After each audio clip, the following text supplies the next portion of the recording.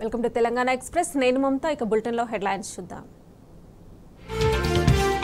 Telangana PECET ఫలితాలు విడుదల, త్వరలోనే కౌన్సిలింగ్ తేదీల ప్రకటన.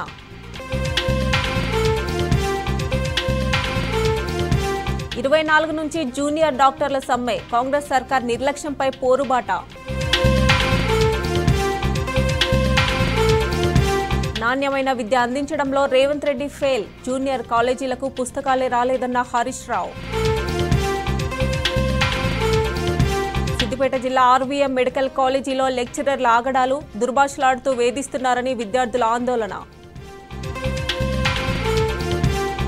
అమెజాన్ పార్సిల్లో ప్రాము ప్రత్యక్షం, ఆర్డర్ ఇచ్చిన బెంగళూరు దంపతులకు షాక్. ఇవాల్టి నుంచి టీ20 వరల్డ్ కప్లో సూపర్ 8 మ్యాచ్లు, తొలిపోర్లో అమెరికాతో సౌత్ ఆఫ్రికా డి. మాది ప్రజాపాలన, కంచెలు బద్దలు కొట్టాం, ఎవరికైనా నిరసన తెలిపే హక్కుంది. ఇవి రేవంత్ రెడ్డి, కాంగ్రెస్ నేతలు చెప్పే డైలాగులు. కానీ రియాలిటీ మాత్రం ఇందుకు పూర్తిగా వ్యతిరేకం. రాష్ట్రంలో కరెంటు సరఫరా సరిగ్గా లేక ఇబ్బందులు తలెత్తుతున్నాయి. కాంగ్రెస్ నేతలే మీడియా ముందే కరెంటు కోతలపై వాపోయిన పరిస్థితి. అయితే తమ చేతగానితనాన్ని అంగీకరించలేకపోతున్న రేవంత్ సర్కార్ దౌర్జన్యానికి పాల్పడుతోంది. ప్రజలను రక్షించాల్సిన పోలీసులే విజిల్ బ్లోయర్స్పై దాడికి ప్రయత్నిస్తోంది. ఎవరైనా అడిగితే అరెస్ట్, ప్రశ్నిస్తే కేసు పెడతామంటూ బెదిరింపుల రాజ్యాన్ని నడుపుతోంది.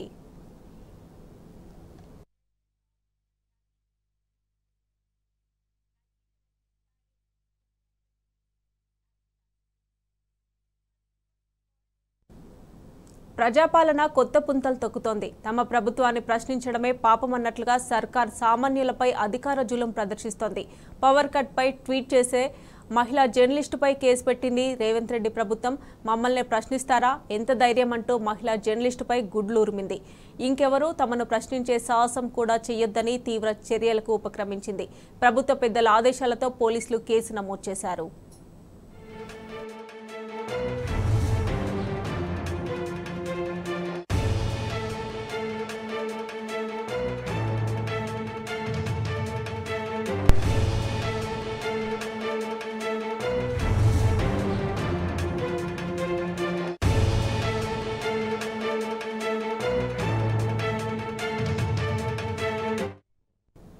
అసలేం జరిగిందంటే ఎల్బీ నగర్ ఏరియాలోని ఆటో నగర్కి చెందిన కృతిక శనివారం ట్విట్టర్ ఎక్స్లో కరెంటు కోతలపై పోస్టు పెట్టారు. తాము నివాసం ఉంటున్న ప్రాంతంలో గంటల తరబడి కరెంటు పోతోందని, ఒక్క రోజులోనే వరుసగా 7 గంటల పాటు కరెంటు కట్ చేశారని తన పోస్టులో పేర్కొన్నారు.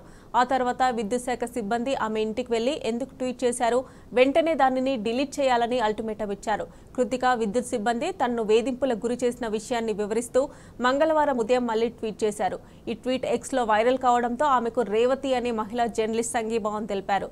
కరెంటు కోతలపై ట్వీట్ చేస్తే లైన్మెన్ బెదిరించి మరీ ఆ ట్వీట్ డిలీట్ చేయిస్తున్నారని తన ఎక్స్ అకౌంట్లో ఆమె పోస్ట్ చేశారు.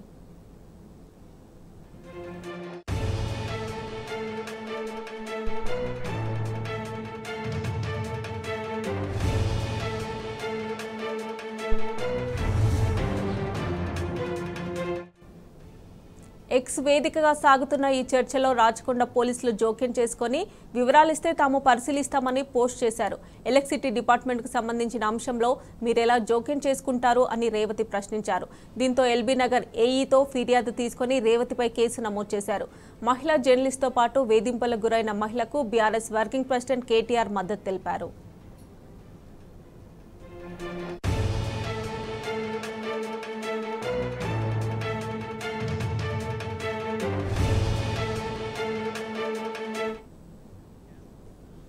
ఇక కరెంటు లేదని ప్రశ్నిస్తున్న ప్రజలపై విద్యుత్ శాఖ బెదిరింపులకు పాల్పడ్డాన్ని బీఆర్ఎస్ వర్కింగ్ ప్రెసిడెంట్ కేటీఆర్ ఖండించారు. కరెంటు లేదని సోషల్ మీడియాలో పోస్టులు చేసిన వారిని విద్యుత్ ఉద్యోగులు బెదిరిస్తున్నారని కేటీఆర్ అన్నారు. ఎల్బీ నగర్కు చెందిన కృతిక కరెంటు రావడం లేదని ట్వీట్ చేయగా దాన్ని డిలీట్ చేయాలని అధికారులు ఒత్తిడి తేవడాన్ని తప్పుబట్టారు. కృతికకు మద్దతుగా ఉంటామని ట్వీట్ చేశారు. ప్రజలను బెదిరింపులకు గురి చేయడమే కాంగ్రెస్ ప్రజాపాలన అవుతుందానని కేటీఆర్ ప్రశ్నించారు.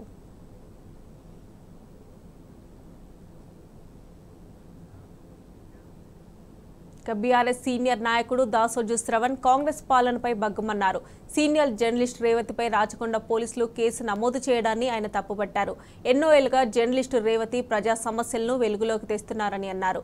ప్రజా గొంతుకగా ప్రశ్నిస్తున్న రేవతి వంటి ప్రజాస్వామికవాదులను రేవంత్ రెడ్డి ప్రభుత్వం అణచివేయాలని చూస్తోందని దాసోజు శ్రవణ్ ఆరోపించారు.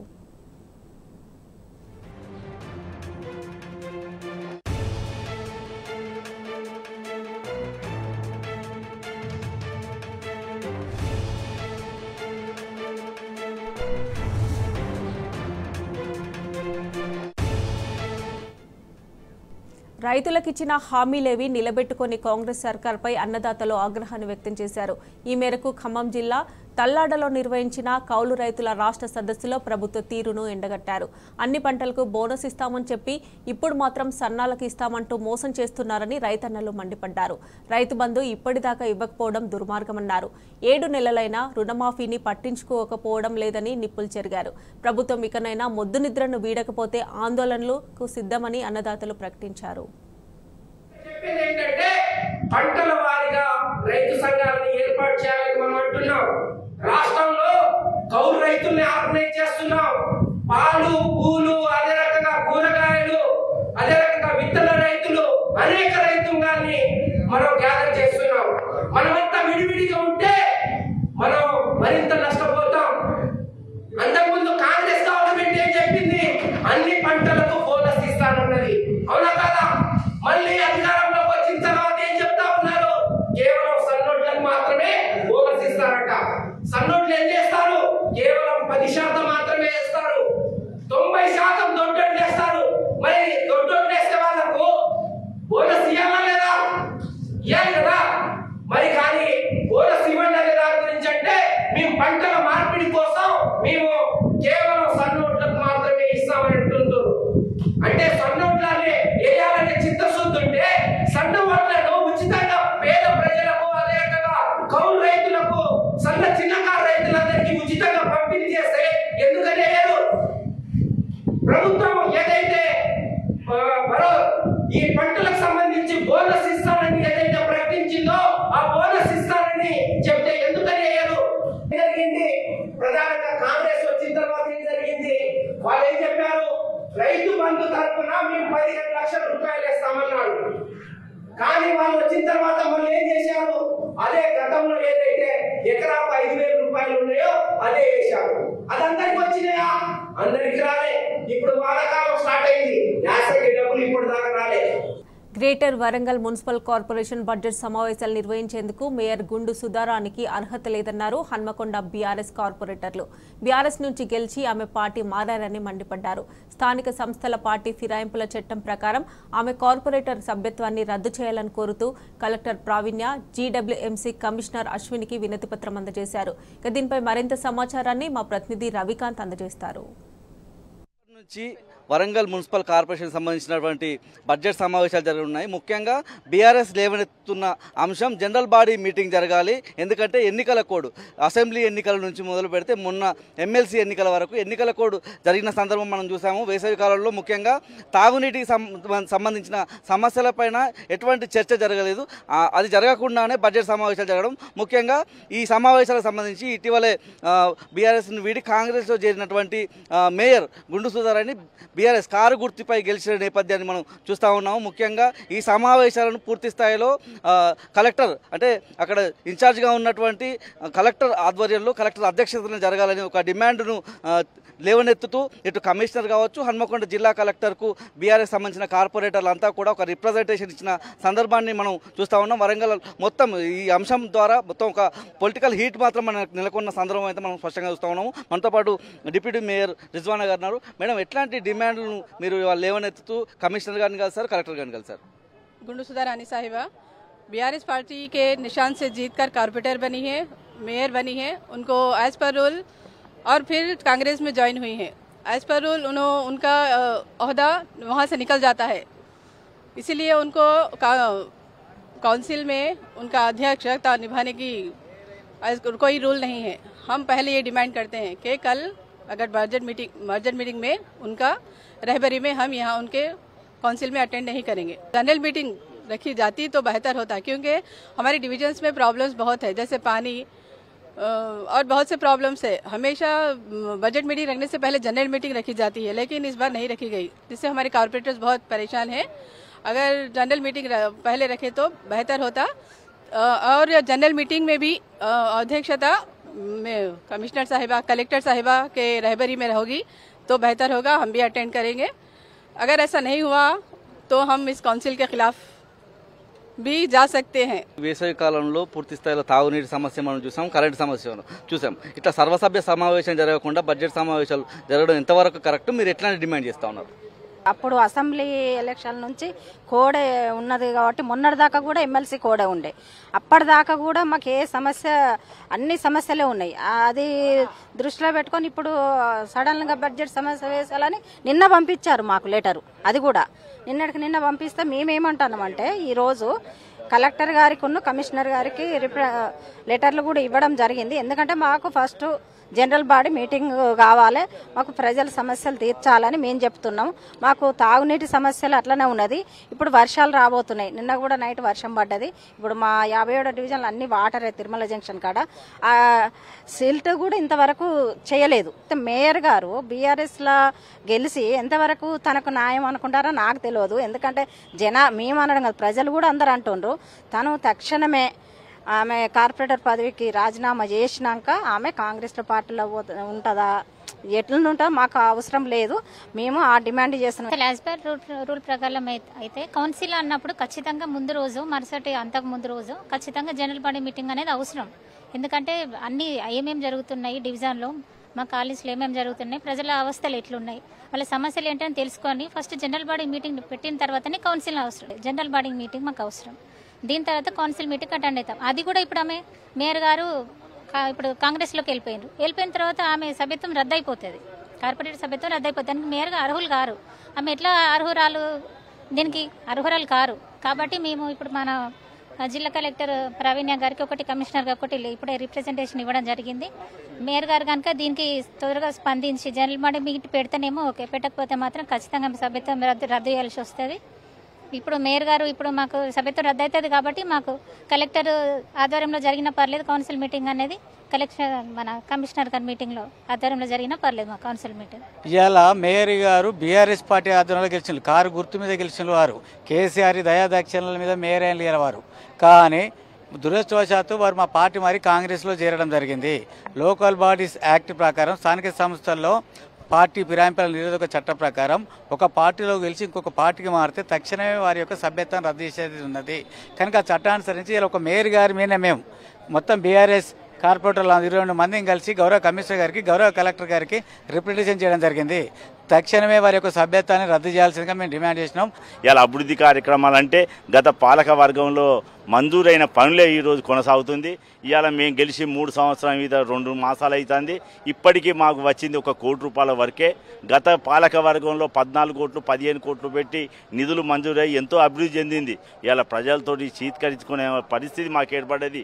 మరి ఇటువంటి పరిస్థితి మేము ఎంత సిద్ధసూతోటి వివరించినా ఇలా పాలక వ్యవస్థ మంచిగా లేదు. కాబట్టి మేము అవసరమైతే రాజీనామా చేయాలని డిమాండ్ చేస్తున్నాం, లేకుంటే అవిశ్వాసం పెట్టి తొలగింపజేసేందుకు కూడా మేము చేస్తామని కూడా ఈ సందర్భంగా తెలియజేస్తూ, జనరల్ బాడీ మీటింగ్ పెట్టకుండా బడ్జెట్ సమావేశాలు నిర్వహించొద్దని ఇక్కడ కార్పొరేటర్ డిమాండ్ చేస్తున్న నేపథ్యంగా మనకు కనిపిస్తుంది. దాంతోపాటు గుండు సుధారాణి మేయర్ రాజీనామా చేయాలని, లేకుంటే అవిశ్వాసానికి వెనుకాడమని చెప్పి ఇక్కడ ఉన్నటువంటి కార్పొరేటర్లు అంతా చెప్తా ఉన్నారు. కెమెరా పర్సన్ సంజీవ్తో రవికాంత్, టీ న్యూస్, హన్మకొండ జిల్లా.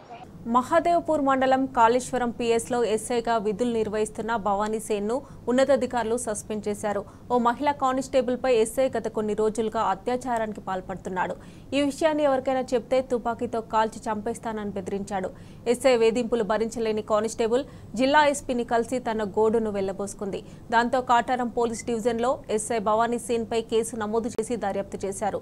3 మహిళా కానిస్టేబుళ్లను భవానీ సేన్ లైంగికంగా వేధించినట్లు విచారణలో తేలింది. దాంతో ఎస్ఐ మీద లైంగిక వేధింపులు, ఎస్సీ ఎస్టీ అట్రాసిటీ కేసు నమోదు చేయడంతో పాటు ఆయన సర్వీస్ రివాల్వర్ కూడా స్వాధీనం చేసుకున్నారు. అనంతరం ఎస్ఐ భవానీ సేన్ను సస్పెండ్ చేశారు. కాగా ఎస్ఐ భవానీసేన్ మీద గతంలో కూడా ఇలాంటి ఆరోపణలున్నాయి. ఆయన గతంలో ఆసిఫాబాద్ జిల్లా రెబ్బెన ఎస్ఐగా విధులు నిర్వహిస్తున్న సమయంలో ఓ యువతితో అసభ్యంగా ప్రవర్తించడంతో ఉన్నతాధికారులు సస్పెన్షన్ వేటు వేశారు. అవమానంగా భావించిన ఆయన భార్య అప్పుడే ఆత్మహత్యాయత్నం కూడా చేసింది. అయినా ఎస్ఐలో మార్పు రాకపోగా మరోసారి అదే మాదిరిగా ప్రవర్తించాడు.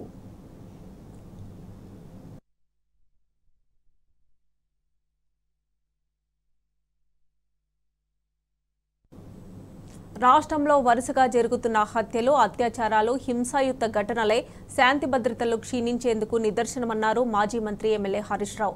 నారాయణపేట జిల్లా ఉట్కూరు మండలంలో ప్రజలు చూస్తుండగానే సంజీవ్ అనే వ్యక్తిని కర్రలతో కొట్టి చంపారన్నారు. హైదరాబాద్ నడిబొడ్డున బాలాపూర్లో అందరూ చూస్తుండగానే సమీర్ అనే యువకుణ్ణి దారుణంగా పొడ్చి చంపారన్నారు. పెద్దపల్లి జిల్లాలో 6 ఏళ్ల చిన్నారిపై జరిగిన అత్యాచారం, హత్య ఘటన మరవక ముందే మరో దారుణం చోటు చేసుకుందన్నారు. శాంతి భద్రతలు కాపాడాల్సిన పోలీసు అధికారే తోటి మహిళా కానిస్టేబుల్ను భక్షించే దుర్ఘటన భూపాలపల్లి జిల్లాలో జరగడం అత్యంత హేయమైన చర్య అన్నారు.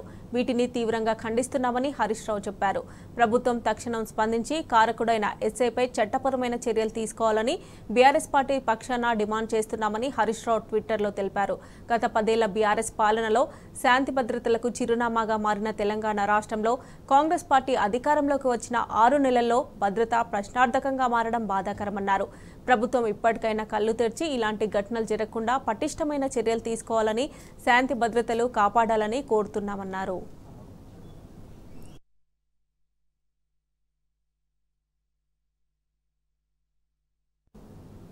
రాష్ట్ర ప్రభుత్వంపై బీఆర్ఎస్ నేతలు కొప్పుల ఈశ్వర్, పాడి కౌశిక్ రెడ్డి ఫైర్ అయ్యారు. సీఎం రేవంత్ రెడ్డి దురుద్దేశంతో పాలనలో కేసీఆర్ మార్క్ లేకుండా చేయాలని కుట్ర పన్నారని మాజీ మంత్రి కొప్పుల ఈశ్వర్ ఆరోపించారు. రాజకీయ కుట్రలు మానుకొని పాలనపై దృష్టి పెట్టాలని ఆయన సూచించారు. ఇక కాంగ్రెస్ ఎమ్మెల్సీ జీవన్ రెడ్డి, మాజీ మంత్రి హరీష్ రావుపై చేసిన విమర్శలను బీఆర్ఎస్ ఎమ్మెల్యే కౌశిక్ రెడ్డి ఖండించారు. గ్రూప్ 1 అభ్యర్థులకు 1:100 పద్ధతిలో మెయిన్స్కి అవకాశం కల్పించాలని ఆయన డిమాండ్ చేశారు. ప్రభుత్వం అధికారంలోకి వచ్చిన తర్వాత రేవంత్ రెడ్డి గారు ముఖ్యమంత్రిగా బాధ్యతలు తీసుకున్న తర్వాత ఈ 6 నుంచి 8 నెలల కాలంలో వాళ్ళ విధానాన్ని చూస్తుంటే ఖచ్చితంగా ఒక్కటి మాత్రం కనబడతా ఉంది. అంటే వాళ్ళు ఇదివరకే చెప్పకనే చెప్పిండ్రు. గత ప్రభుత్వం ఎన్ని గొప్ప కార్యక్రమాలు చేసినా, గత ముఖ్యమంత్రి కేసీఆర్ గారు అన్ని వర్గాలకు సంబంధించినటువంటి అనేక సంక్షేమ కార్యక్రమాలను ప్రవేశపెట్టి అవి ఎంతో గొప్పగా ఫలితాలు ఇచ్చినప్పటికీ కూడా కేసీఆర్ మార్క్ లేకుండా చేస్తా అని గత అనేక సందర్భాలలో మాట్లాడి వాటిని అలా అమలు పరిచేటువంటి పనిలో సీరియస్గా నిమగ్నమై పనిచేస్తున్నట్టుగా మనకు కనబడుతున్నది.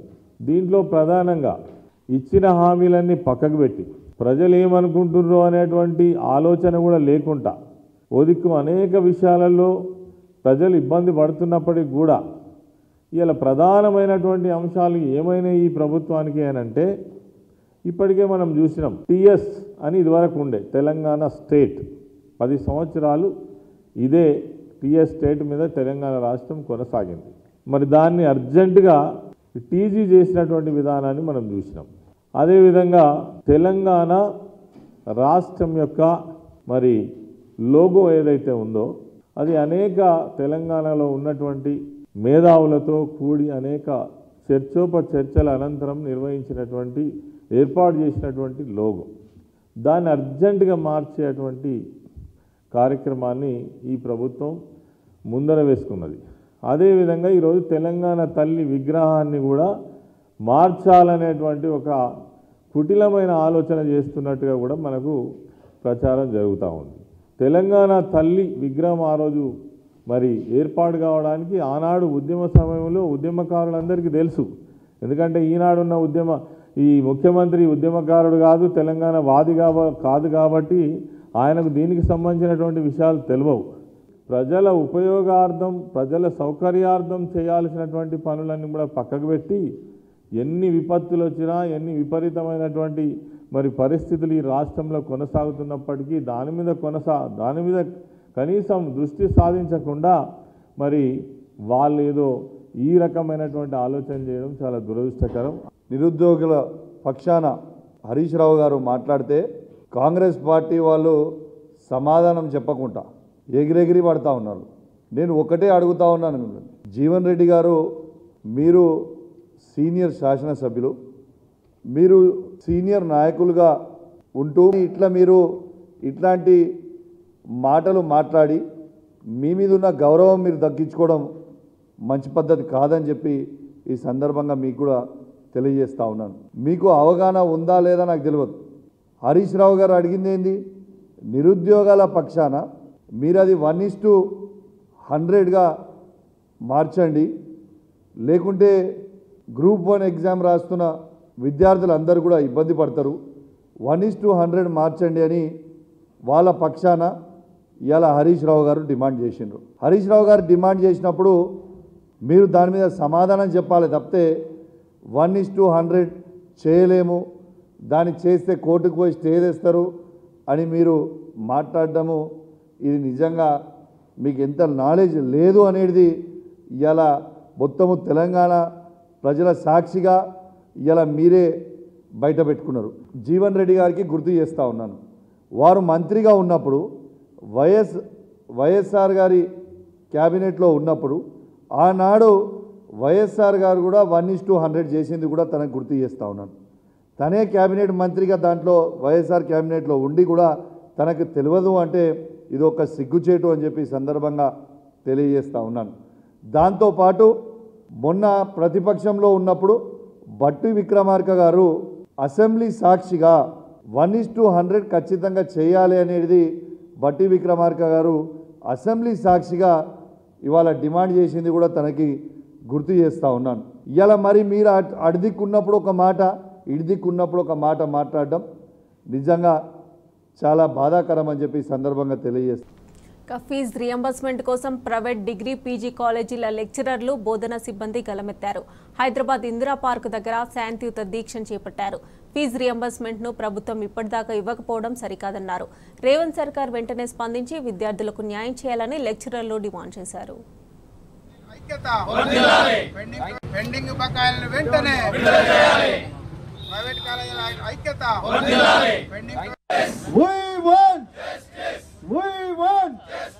స్కాలర్షిప్లను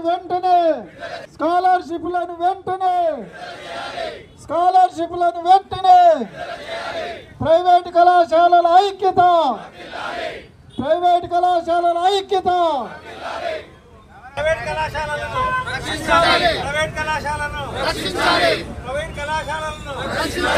స్కాలర్షిప్లను వెంటనే